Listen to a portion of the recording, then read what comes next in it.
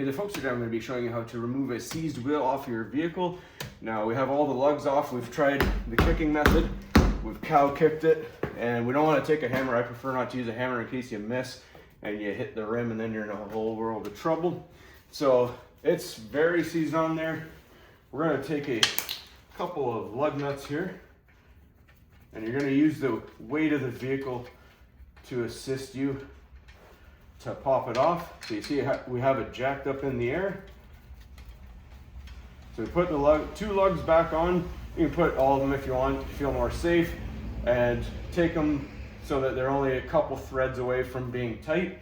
Now we're going to lower our jack, and you should hear it pop.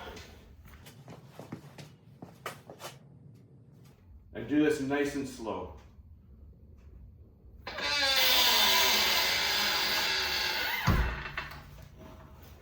There you see it pops.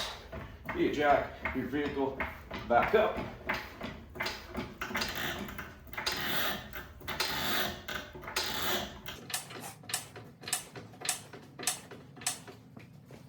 And you'll notice I don't have the jack stand in there just yet because you don't want it in there for lowering it. But now that we have it raised back up before we take this wheel off to be safe, throw your jack stand on, set it down nicely, then you can remove the wheel.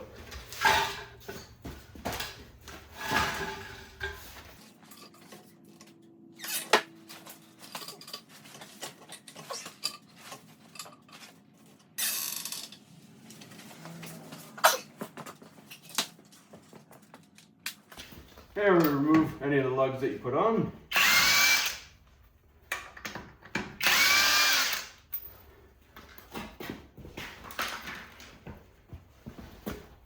And just like that, the wheel comes off nice and easy.